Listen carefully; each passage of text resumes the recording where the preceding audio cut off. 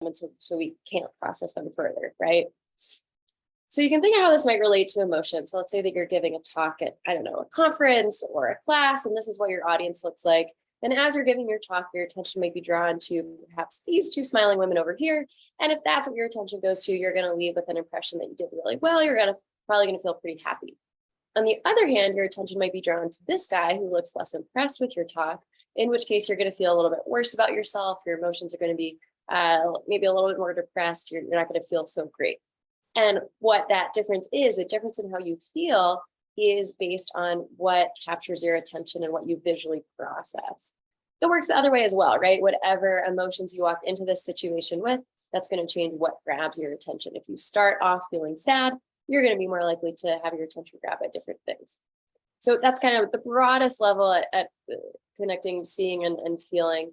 I've connected seeing to lots of different things over the course of my research career. Here's a smattering of some of the topics that I've connected to. And today I'm going to highlight, I told you, 3 studies, and I'll go over some different methods that I use. So we'll talk about eye tracking, something called CFS, and then VR, which are 3 different methodologies that I've used and continue to use in my lab today. So connections between seeing and feeling, right? Seeing, I think of just like a food diet. We're always consuming this certain like diet of visual information, and then how that connects to different ways, different things that we feel. So I'll talk today about how it relates to happiness and how it relates to symptoms of hoarding disorder. So first, thinking about a couple studies looking at how this visual diet relates to happiness. I'll talk first about an eye tracking study. But in thinking about happiness, the reason that psychologists study happiness is because it feels good, right? It also confers lots of benefits, better immune systems, more energy, all kinds of great things like that.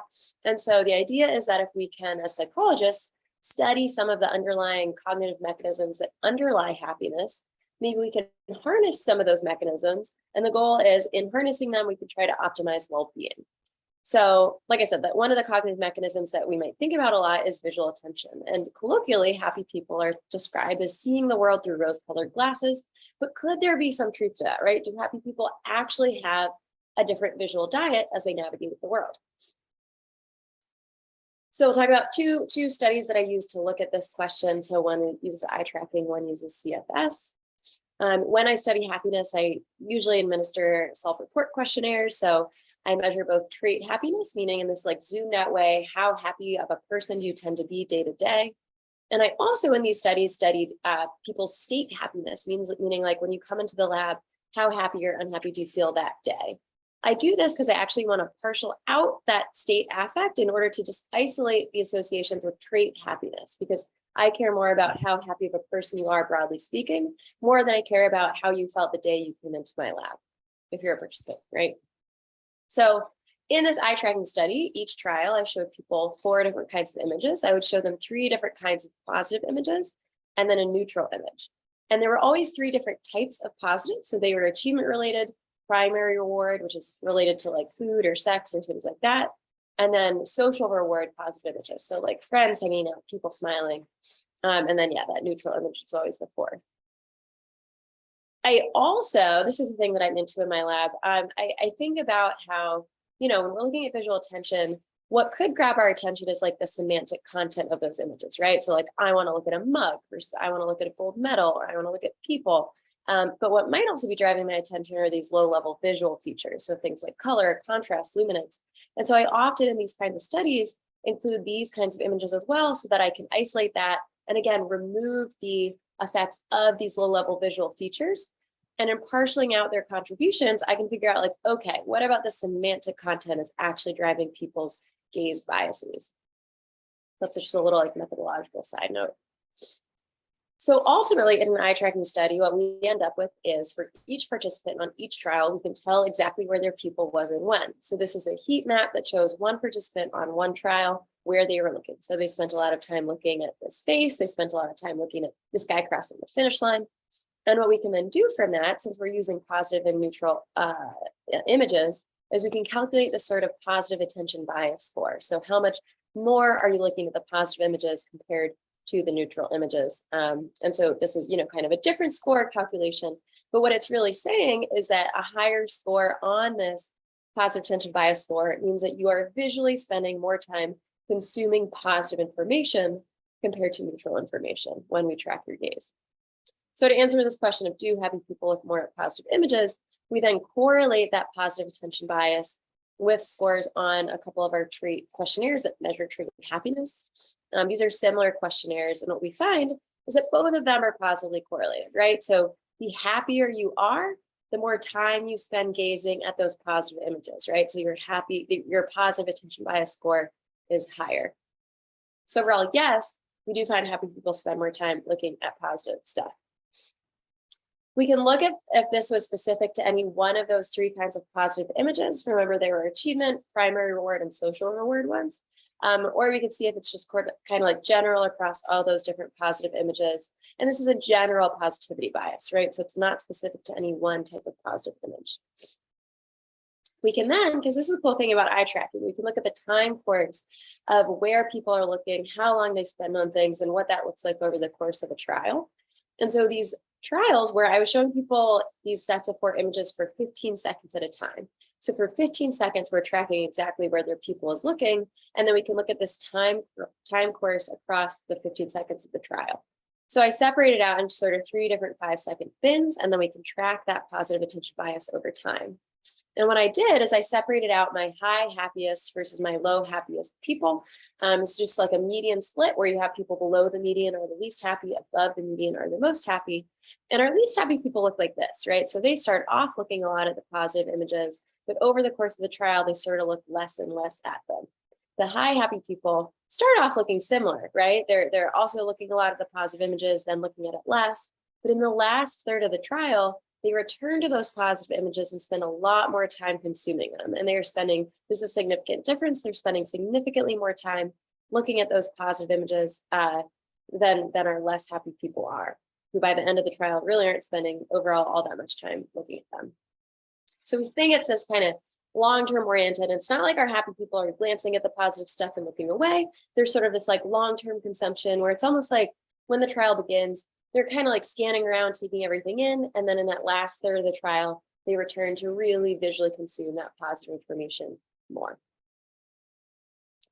So some takeaways of this kind of work, right? Happy people do attend more to positive images.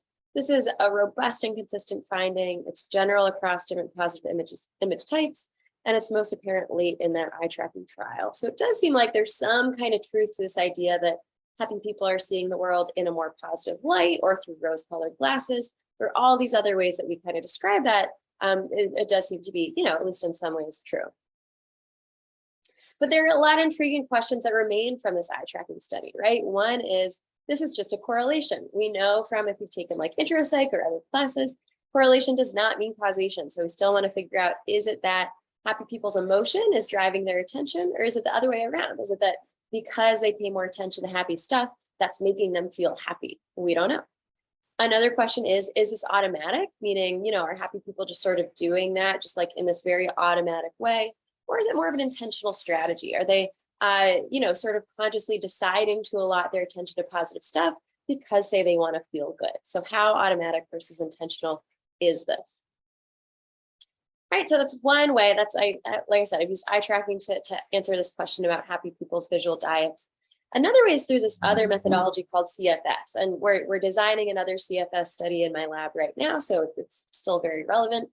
I see this question. Does negative bias play into your study at all? That's a great question. That's another sort of remaining intriguing question that we would have to answer, because we did, of course, only use positive images and neutral images. I did not in the study look at negative images. So it's a really good point. For all we know, it could just be that happy people feel a lot more visual attention to emotional stuff, broadly speaking, including happy stuff, including sad stuff. And they just spend less time looking at the neutral. So we would have to do another study where we also show people negative images in order to rule that possibility out. That's a great point. All right, so how do we look at this in CFS? CFS is all about making it so that certain visual stimuli are invisible. And then when certain stimuli are invisible, we then promote certain, subsets of that information up over this threshold of awareness and into like our consciousness. I'll explain a little bit more about what that means. Sometimes we use this metaphor of like an iceberg, where at the top of the iceberg, the tip of it, there are all the different things, the cognitive processes that we do that are overt and voluntary and conscious, right? So in terms of vision, those are things that we can see and we know we can see. Right now, you are probably overtly, voluntarily, consciously seeing, this screen, right? You are seeing consciously this iceberg. It is not invisible to you. But there's a lot that's going on under the surface as well that's a little bit harder to study. And those are all the cognitive things that we do in this unconscious, automatic, implicit way. And between these two levels is this threshold called awareness. And so you can think of, as I talk about this, you can think of awareness as, right, this line where, a lot of stuff starts off sort of unconscious, and then certain information we promote over that threshold and up into our conscious awareness. We do this in vision. We do this with things that we might hear. Here's an example of how we do it with things we might hear, right? There's something called the cocktail party effect, where if we're in this sort of bustling, loud room, up like a cocktail party, and we're just chatting with someone, let's say this is us, right? This woman holding the wine glass here, that's us. And so there are all these other conversations going on around her. And for the most part, she is not consciously aware of the words those people are saying. But if one of the conversations over here, if they happen to use her name and it's Jessica, she is suddenly going to promote that one word Jessica up into her auditory awareness. And so unlike all of the other words that are passing by her unaware, that word Jessica is really key, and she's going to become aware of it, and she's going to consciously, overtly hear that word. So this is an auditory example, but we think about, if this exists, does this kind of thing happen with visual awareness as well? And if we think of how this might relate to happy people, is it the case that happy people, even if they're at the same cocktail party or in the same environment, are they becoming aware of different parts of the environment compared to less happy people? So studying this is really interesting because we have to make stimuli invisible, right? How would we do this? This is when we use something called CFS, continuous flash suppression. CFS is, you're kind of sitting with this little mirror setup and you make it so that each eye is taking in a different visual field, but you adjust the mirrors so that those visual fields perfectly overlap on top of one another, okay? So I'll show you what each eye is seeing. This flashing colorful mask is coming in on the left eye, and then a face comes in on the right eye. But for the first few seconds, because these are totally overlapping because of that mirror setup, all that you initially see for the first few seconds of a trial is this flashing colorful mask. The face is up there for a few seconds before you promote it up to awareness and you become visually aware that it's even there. If we relate this back to the cocktail party effect, if I showed you something like your name, that would pop through this flashing colorful mask very quickly because we're just predisposed to promote certain information up to awareness. Whereas other kinds of information, like other people's names, wouldn't get promoted up to awareness quite as quickly or readily.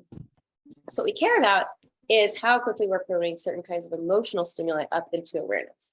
So I showed people under CFS all these different kinds of faces, and they then had to press a button whenever they first saw that face. We use the term whenever it broke through visual awareness, popped through that mask. You were first able to say, okay, yep, there's a face. And we also had them indicate the spatial location of that face just to make sure they actually were seeing it and they weren't just like saying that, And so then we can similarly calculate these different scores where we're trying to figure out how biased we are towards detecting certain kinds of emotional information. So we can look at that breakthrough reaction time of our neutral faces compared to all those emotional faces. And basically without, you don't have to know the complexities of this, but a higher, more positive emotional speed bias score means that it's those emotional faces that are breaking through more quickly, right? People are responding more quickly with a button press, like, oh, yep, I see that face, when it's something like a fearful face or a happy face compared to when it's a neutral face. We can look at that for the specific kinds of emotional faces as well, right? We can do these different kinds of different scores for the happy, fearful, and sad faces. So overall, and this is separate from tying it to happiness, what do people become aware of most quickly? When we compare how quickly these different faces break through into awareness, and remember, a higher speed bias score means it broke through more quickly. A lower one means it took more time. It was slower to break through into your visual awareness. And so across the three kinds of emotional faces we saw, what breaks through very quickly are the fearful faces. They pop through. We just quickly promote that up into our visual awareness. The happy and sad faces, they come through much more slowly, right? We seem predisposed to detect that fearful related content in our environment more readily. These are significantly different. So fearful faces are what we become aware of most quickly. But as before, I'm most interested in correlating this with people's happiness, which I again measured via questionnaires. This time I combined across a few different questionnaires to create this like general trait happiness score. If you look at any of these questionnaires individually, you find the same results, but here we're going to look at this overall like composite trait happiness score. And again, I collected people's state affect, right? Meaning how happy they are when they come into the lab, because I want to throw that, I want to remove that from the effects because I just don't care about that as much as I care about how happy of a person you generally are. So does happiness predict how quickly you become aware of certain faces? We can look at that overall emotional speed bias, right? So combining together across the happy, sad, and fearful faces, and look how that correlates with trait happiness. And what we find is actually, I think, this really interesting, surprising negative correlation, where what happens is it's that the less happy people, right, the people who are lower on trait happiness, they are the faster ones to detect the emotional faces. Okay, so if you're less happy, if you're an unhappy subject, then whether it's the sad, the fearful, or the neutral face, you're going to promote that through your visual awareness very, very quickly, which is interesting, right? When we look at this specifically for even the happy faces, we also see this negative correlation. So again, it's our less happy people who are seeing those happy faces break through most quickly.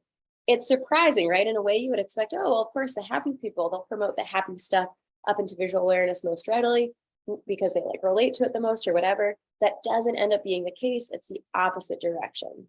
This is kind of like an exploratory analysis, this one, but it is a pretty robust finding that we have here.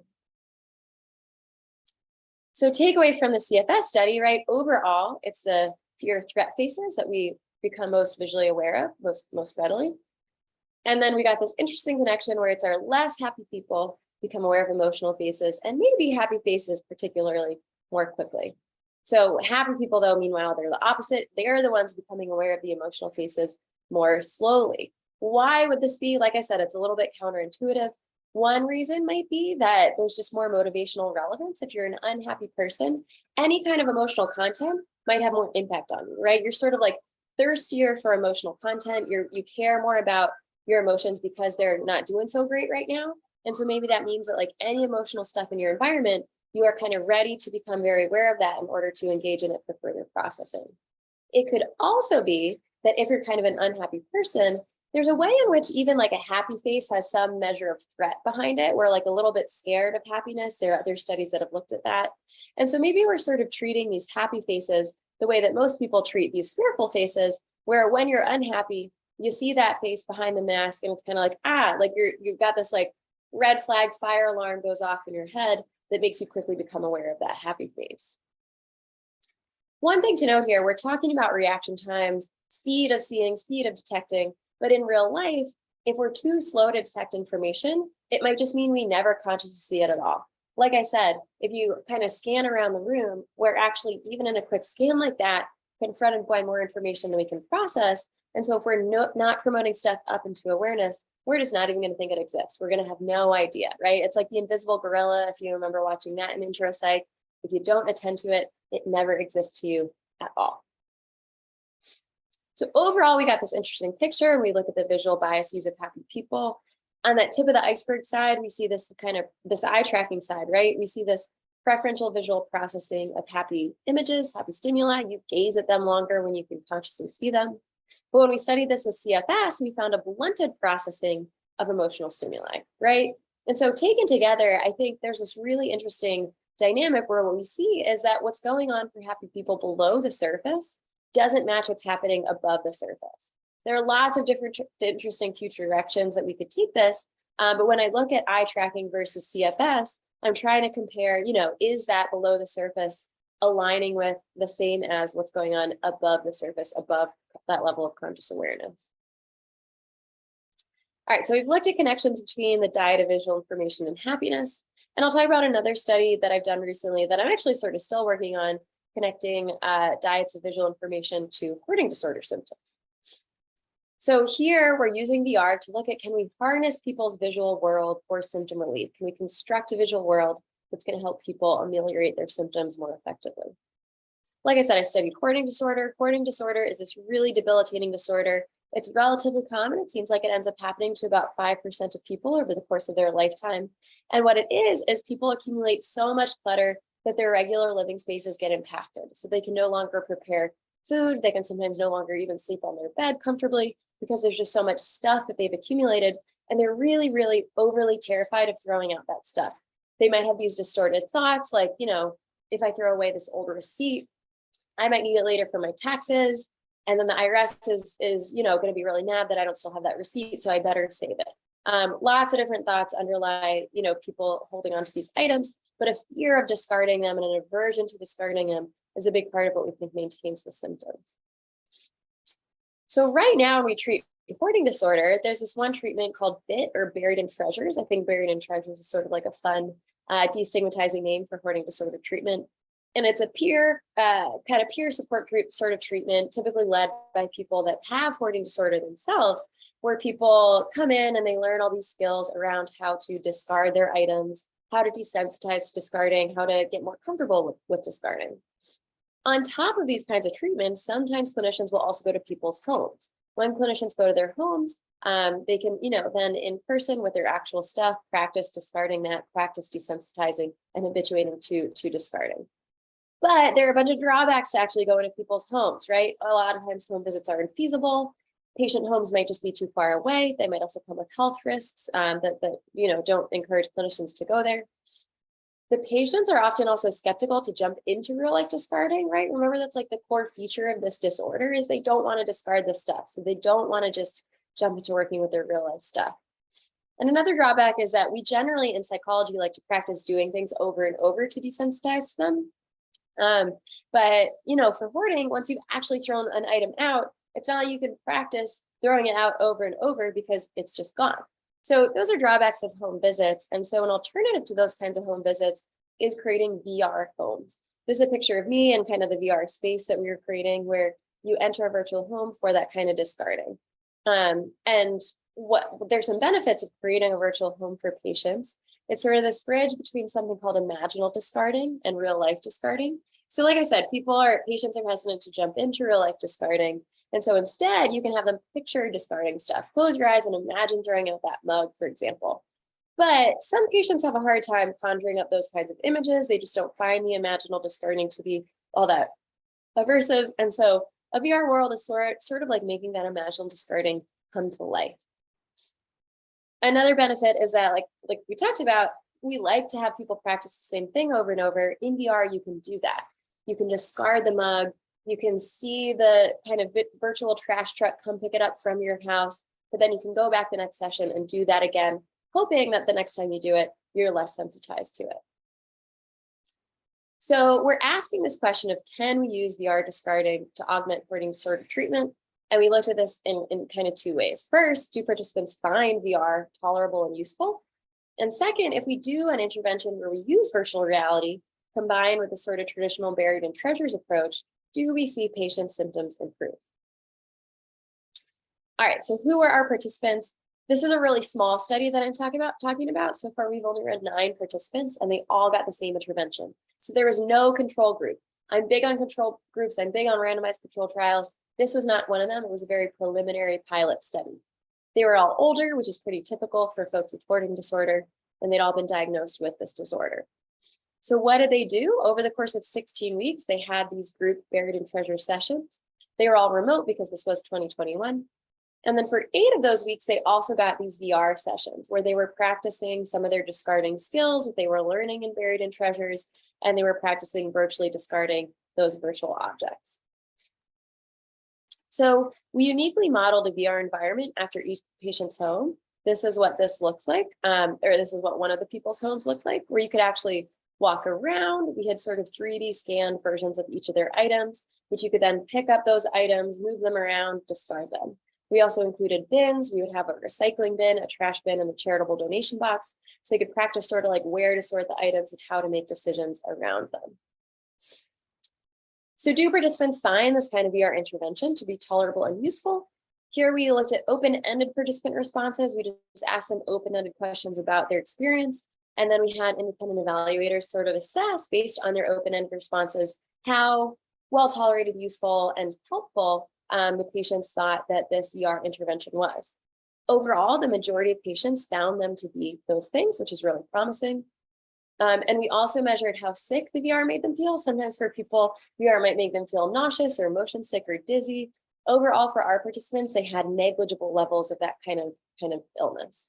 So promising findings, patients do seem to find this kind of intervention tolerable and useful. This is especially comforting because remember, these folks are older, and folks who are, 60, 65, they're using VR much less. I know, some college students, they like play video games in VR. These folks, for a lot of them, this was the first time ever being in a VR environment, but they still found it to be tolerable and useful and helpful. We also would, of course, want to track their hoarding disorder symptoms. We measure that with a few different questionnaires, and we can compare from when they started the treatment to about halfway through the treatment, which was exactly when the virtual reality sessions began, and then to the very end of this. And we can look at how their symptoms changed from that first baseline score. So in general, symptoms did decrease. It was anywhere from about a 15% to about a 30% decrease across these different measures of hoarding disorder symptoms. So that's great news. Overall hoarding disorder symptoms do decrease, but it's important to note that this is just like a descriptive kind of analysis. We don't have the control group to compare it to, but when we compare this to other studies that have just used buried in treasures alone, this actually doesn't decrease their symptoms any more than buried in treasures alone does. So we would need to do further studies to see if VR is actually adding anything to treatment or if we're just getting the same kinds of benefits that we get from any other kind of hoarding disorder treatment. So takeaways of this, VR is this exciting opportunity. You can create these kind of at-home individualized virtual environments. And remember, each of those homes was based off that actual patient's actual home and possession. So that's pretty cool. The discarding sessions were feasible to administer. Older patients found them tolerable and useful. And we did see that symptom decrease, but remember, it's unknown if that was kind of the VR per se that was providing that, or just the overall general buried in treasures treatment. But the main takeaway is that we do think VR merits further clinical investigation for this hoarding disorder population. All right, so I now breeze through it. I know I've covered this all really quickly, but just trying to give you kind of the range of different things that I study in my lab, breeze through these various past studies. I'll talk to you a little bit about possible future directions that I'm interested in taking research. So one future direction is I'm really interested in using ambulatory eye tracking. So eye tracking, typically we're like doing studies where we show people things on a screen and then we measure what they're looking at. Now we have these kinds of like eye tracking goggles where you can actually track people's eye movement in a more real life context. So you might have them do something like have a social interaction with someone and track like which part of that real life person's face are they looking at in that social interaction. I think that's really meaningful. There's much better external validity there. We can just have these more kind of like ecologically valid ways of testing what people's gaze is looking at. I'm also interested in looking at how people scan, like visually how you're scanning social media. Social media consumption in general, people feel really crappy after they consume social media. Some people don't though. And so I'm interested in if the degree to which social media negatively impacts you varies depending on like which aspects of the social media you're actually visually consuming. I'm also interested in looking at sort of like a longitudinal study. So looking at someone's like freshman or first year of college from when you get here in September to when you leave in May, looking at if the degree to which you attend to different emotional kinds of information predicts your later life satisfaction. Can we sort of predict longitudinally that different attention biases are at this time of transition, like first year of college? Can we predict, how well you're going to feel, how your level of well-being down the road? And last, I am interested in continuing to use VR. So we can actually more and more just do these kind of VR scans with our phones. So a lot of smartphones come with built-in LiDAR detection where you can like scan one of your own items. We can relatively easily upload that into a VR environment. And so I think it'd be really cool to tailor more VR interventions for something like OCD, for example. We could actually have people scan in the exact items of theirs that they find to be, say, contaminated, and then we could practice having them desensitized to that contamination. So if I find like my specific dining room table to be contaminated, if I can 3D scan that in VR and then practice desensitizing to that contamination, that might be really useful. And overall, right, in all of my kinds of studies that I think about, I'm interested in how we can understand these visual diets, harness these visual worlds in order to optimize people's well-being in different ways, right? Just well-being in terms of normative levels of happiness, how to reduce hoarding symptoms, how to reduce OCD symptoms, all these different ways that we can harness those visual worlds.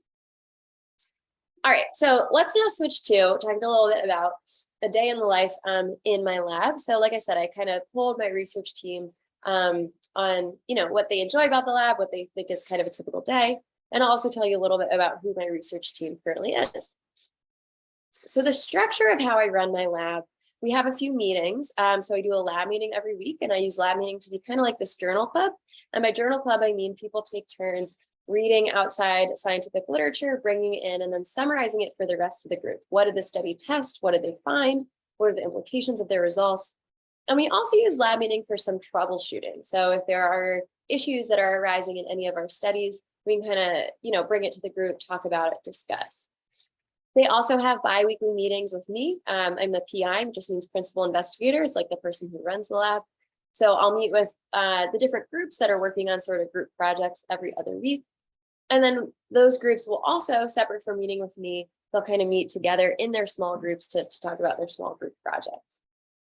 People are generally working on a few different tasks. They're either doing some combination of kind of new study design. How do you design a new study? What questions would be interested in asking?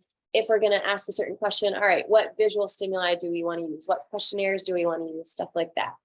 They're also going to be doing data collection. This is kind of coming soon. I haven't done much data collection since COVID began, but we're going to start doing that. So then they'll be running participants, welcoming people to the lab, running them through, say, like eye tracking or CFS or something like that.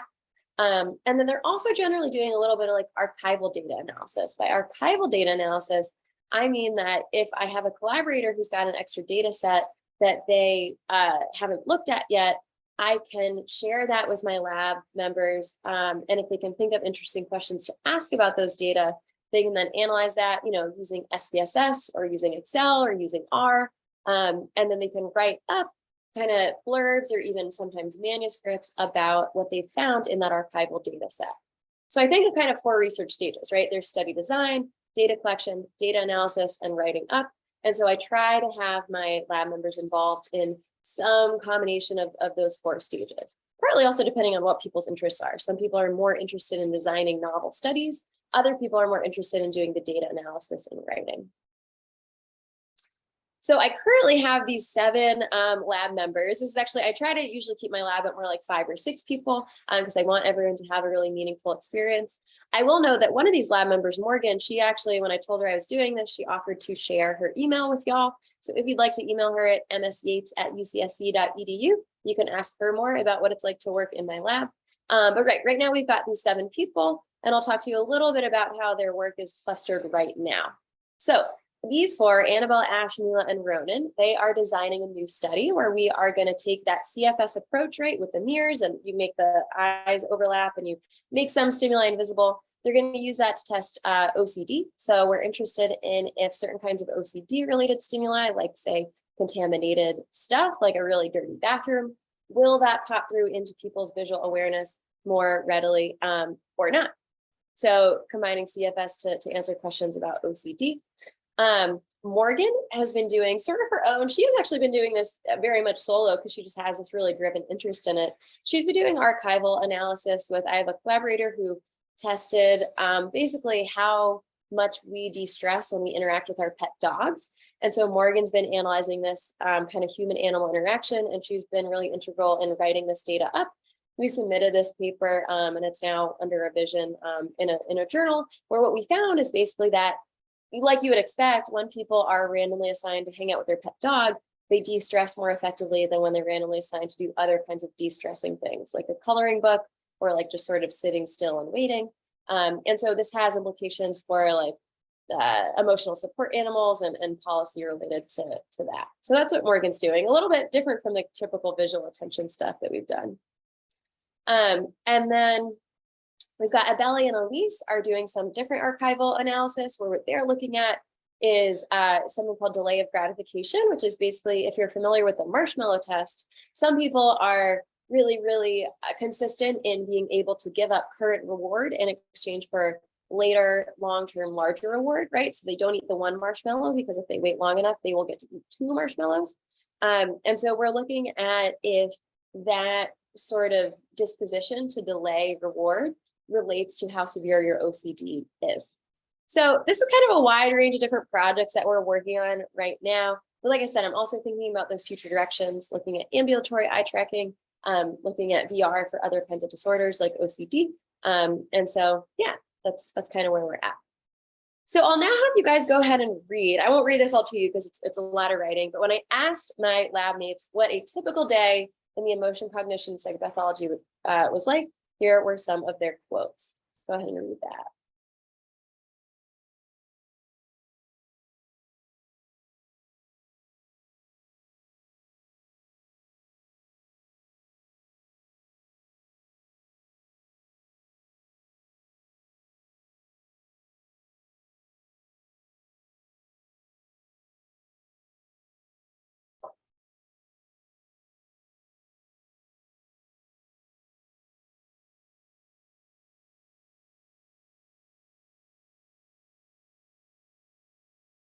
I'll have you read the other responses we got. Typical day in the lab.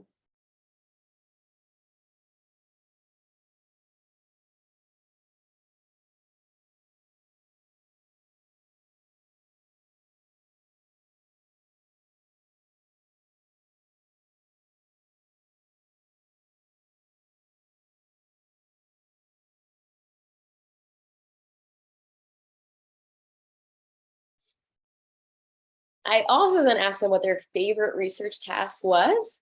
Go ahead and read their responses to that question.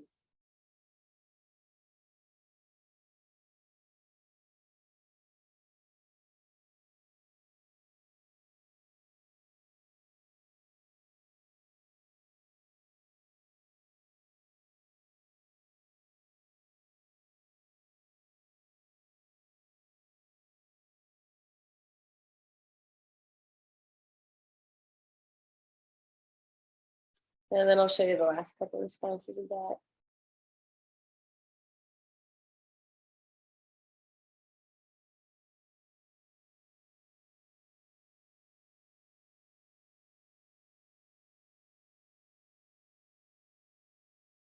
All right. So if you are interested in applying to the lab, and this is the idea of this What's My Lab Do thing is more just to inform people about what research might look like, what the different professors at UC Santa Cruz are working on. But I know that sometimes people come to this kind of stuff because they think they're interested in applying or working in a lab. So here's how I think about taking new research assistants. One thing to note is I'm unfortunately only able to take new research assistants once every few quarters. So at this point, the soonest that I would be taking new folks on would be spring of 2023. That's because, like I said, I like to keep the lab really, really small so that everyone gets this like very involved, meaningful experience. I do ask for a 1 year / 3-quarter commitment, just because, you know, it takes the first quarter in the lab to even like figure out what's going on. And so for you to really get like a full experience out of it, I think it needs at least 3 quarters. Though people are very much welcome to stay on longer than that. I've had 2 people in my lab, Annabelle and Morgan, have been there now. They started winter 2021. So I guess they're coming on about 2 years of being in the lab. When people are applying, when I'm taking new folks, here's what I ask them to send me: a CV, transcript, cover letter. And then I recently have also started having people do kind of like a basic data analysis exercise in Excel. It is fairly straightforward, but just want to make sure that people are, you know, being careful and thoughtful about how to think about data.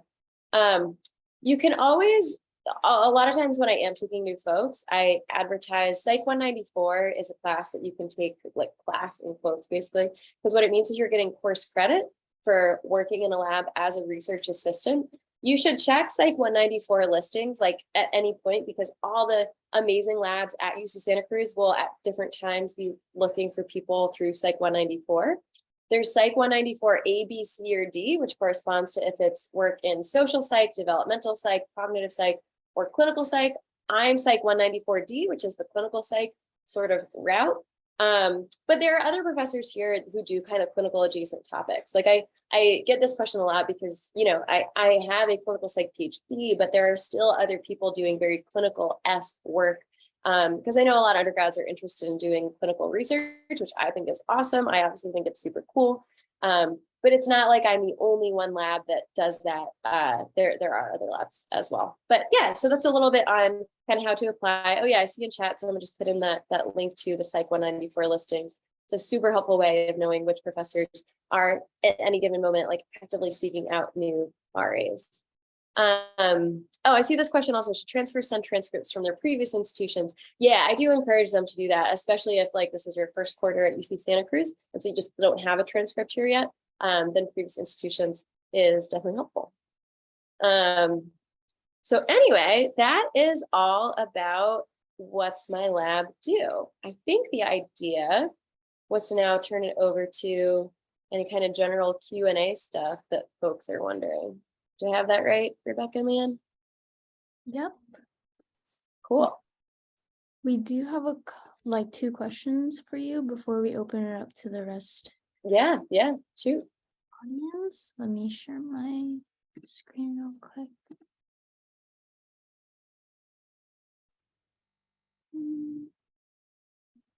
So our first question for you, Dr. Raila, is what is a piece of advice for someone who is unsure if they're qualified to apply for research? That's a great question. So because undergrad is really the first career stage at which you could possibly do research, there is certainly no expectation that you will have already done research. Every once in a while, people will do research in high school, or they'll have like a summer internship at like the National Institutes of Health or something like that. But for the most part, when you come in freshman year, you have done no research. And so know that that is certainly not an expectation. I do think though that in general, and every professor thinks about this differently, but we are looking for some kind of signs from previous endeavors that indicate that you will be a strong researcher, a strong research assistant. So some of those things that different people might look for, one might be GPA. So if you have, the higher the GPA, the better. I don't have like a very solid threshold on this, but I would say in general, when people send me their transcripts, if they have a GPA of, 3.6, 3.7 or higher, that seems like to me a very good sign that they would be a good research assistant. I got one of the students in my lab has a 4.0 GPA still, which I think is really amazing, but is generally kind of an indicator that if you've really excelled in classes and put in that work, that makes it more likely that you're going to be a reliable research assistant. But then any other things that you've done that relate to the research are helpful too. So for example, since I study clinical topics, if someone has worked at like a suicide hotline or has done field study or something like that, I might take that to mean, okay, so you've learned something about these kinds of clinical populations. You're really passionate about questions related to mental health and illness. So that's a good sign that you'd be good at this as well. But yeah, I don't know. Those are some of the things that we think about. And then other things might be depending on what research, like what specific studies are at the forefront of a lab. Sometimes people are looking for more specific skills. So for example, I was really pleased when one of the applicants I had in fall had taken some computer science classes, knew a lot about Python programming. And I was excited about that because when you program CFS studies, you use Python for that programming. And so having a research assistant familiar with Python, that's going to be a really big strength. Sometimes other people have developed strengths in data analysis, like in their research methods class. Maybe they feel super comfortable with SPSS or with data analysis in Excel or using R. And so if you've like acquired those kinds of like hard skills, those are other things that qualify people to be a research assistant. So yeah, those are some of the ways I think about that.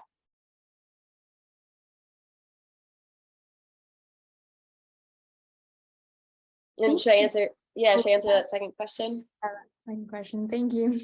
Yeah, all right. So what's your favorite part of research? I really I'm a very curious person. And so I think that I'm someone who loves to read about scientific findings. And I feel like that's kind of always been the case since I was a kid. I liked reading, even in like magazines when they would report on research, or like newspaper articles about like cool findings about new interventions. And so I think it's very cool to be on this side of that research where you're actually getting to see how it's run, and how if someone ends up, reading like a New York Times article that covers this new intervention that has been studied at UCLA, you get to be on the side where you're seeing all the behind the scenes of how that actually develops. And so it enables you to be a better consumer of that research information when you are working like in generating the new research as well. And I also just like my least favorite aspect of research is when it gets very like siloed and isolated, like when people are just sort of off doing their own individual thing. That's actually part of why I try to always pair my undergrads together. I think it just makes it much more enjoyable. Morgan has been sort of an exception to that with the human animal interaction stuff. But you know, that's because she just is so like excited about that topic. But yeah, so I really just like working with people, feeling like a team, having a sense of teamwork, moving the research forward, and just kind of thinking together in lab meetings, troubleshooting things together, and yeah, working as a group. Awesome. Thank you for those insightful answers. I'm pretty sure it's very helpful for everyone else. So now we'll be opening it up to everyone else for any questions they have for you.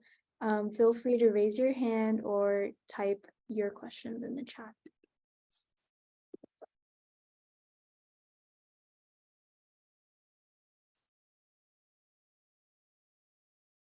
Oh yeah, Talia, I see your hand up. Hi.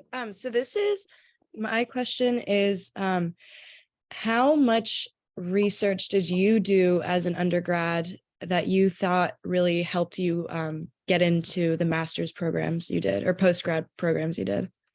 Yeah, so I did as an undergrad, I started working in the lab my sophomore year, and I was working in a social psychology lab. Talia Wheatley was the professor, and I started doing that sort of like part-time, like 10 hours a week. And then junior year, where I went to school, we would do these like off terms where like a quarter you would sort of like intentionally not be in class, but you'd be doing other things. So I then full-time, well, I think it was 30 hours a week, not quite 40 hours a week, but 30 hours a week, I was like her lab manager for a quarter. And then, yeah, so I worked in her lab to varying degrees for a couple years. And then senior year, I also started working so I was working in 2 labs for a little while, working in another lab where we were doing fMRI, looking at like the amygdala activation. And so that's a lab that I ended up writing my senior thesis in as an undergrad. So I overall in undergrad had sort of like 2 years where I was just in the one lab, 1 year where I was in both labs. And then that I think set me up well to apply for a full-time post-bac research assistant position at the NIMH, the National Institute of Mental Health. So I like moved to DC to work there for a couple of years. And they definitely, in deciding who to take on to that post-bac position, they definitely are looking for people who had at least 1 full year, probably more often like 2 years of experience in a lab. So I worked full-time as a research assistant at the NIMH for 2 years.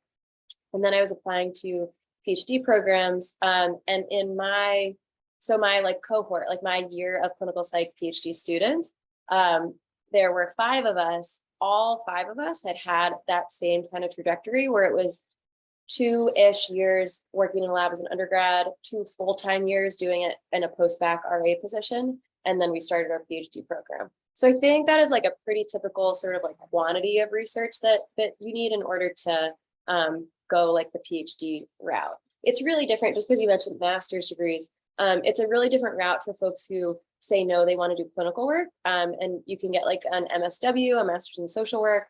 You can become a licensed psychological counselor, like an LPCC. That's a different route where they're not looking for quite as intense of a degree of this kind of research.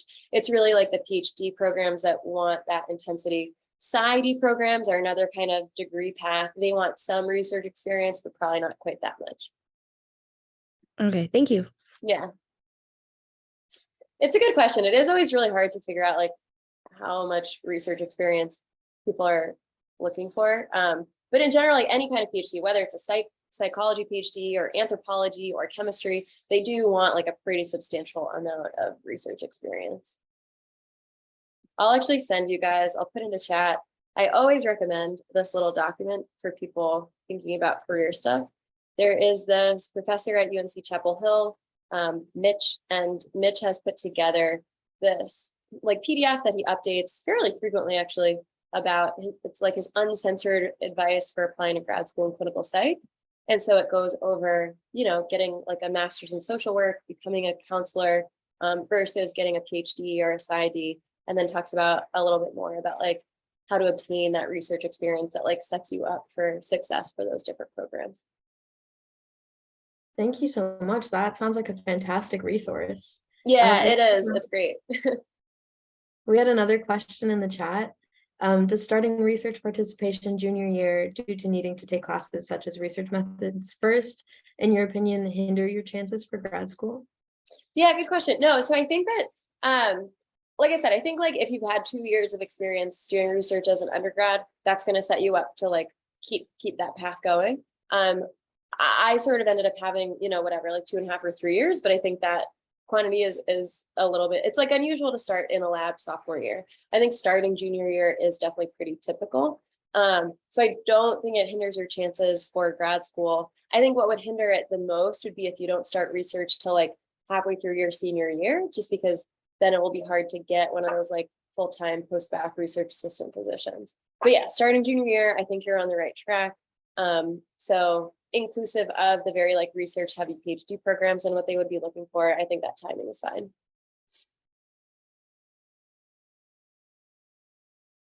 Thank you. Do we have any last questions before we move on?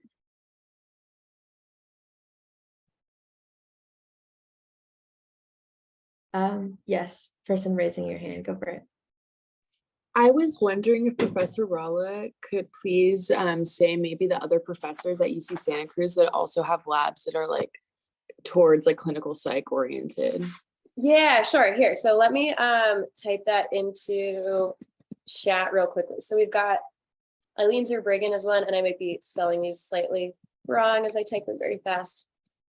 Eileen Zerbriggen does stuff on related to like trauma and mostly trauma. She looks at like sexual violence specifically, I think sometimes. Nimira Akhtar has looked at, she's a developmental psychologist that looks at autism in kids. We've got Phil Hammock does research on sort of like kink and sort of disorders related to like sexuality. So like fetishisms, pedophilia, things like that, which are sort of like sexual clinical adjacent topics. This is not a total exhaustive list, but those are definitely some of the people who jump to mind. Yeah, Alexia. Hi, so I'm a transfer student in my last year, so I'm definitely more on the late side. Does every professor prefer to keep people on for a whole year? I don't think so. And I think part of why that varies a little bit is for some professors, a research assistant can still be really useful just for 1 quarter, because if you're doing something like coding, you're reading like transcripts of like interviews with people and you're coding them for, I don't know, something like how happy that person sounds. You might be able to just like get a lot done in the matter of just 1 quarter. So there definitely are professors who take people for less than 1 year. That's just how I do it, but it varies. Thank you. Yeah. Let me try to send out also, if you look at, because like I said, I know that listing like Drs. Zerbriggen, Akhtar, and Hammock, that's not an exhaustive list of everyone who's clinical adjacent, but if you take a look at actually is that, okay, well here's this website that I just put into chat lists all of the faculty. For some of them, you can go to like a website, whether it's their lab website or their Google Scholar page. Not everyone has that listed, but if they do, that can be like another sort of easy way to learn about what they're up to and find out more. Oh, another example is Nick Davidenko is currently, I'll put that in chat too. I just thought about looking at this page. He's doing studies on misophonia, which is when people kind of like adjacent to OCD, where people feel like they feel very distressed with certain sounds. Like sometimes it's people chewing, they feel like very upset about that and it's causing problems for them. So anyway, those were some of the folks. Thank you so much for that list. Also, there in the chat again are the research opportunities. So if you're interested in starting or furthering your journey in research, we also post these outside of our physical office on the second floor of social sciences too. So come check them out, see what's available. As Dr. Raila said, certain professors require different amounts of time commitment, different quarter commitments. So yeah, feel free to check all of that out.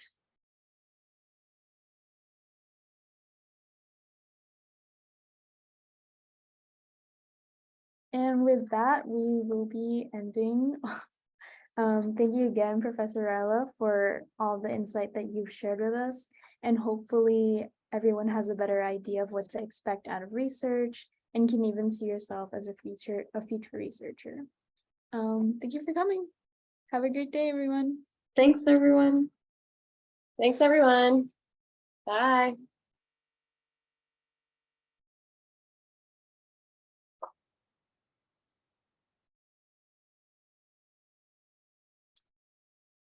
Anything else that would be helpful for me to do, or should I sign off? I think that was awesome. Thank you so much for coming. Yeah, no problem. Good to see you guys. Thanks for organizing it and leading it and all. Appreciate it. Thank Thanks, you so Anna. much. Bye. Okay, well, I'll see you guys around. I'll see you soon. Bye. Bye.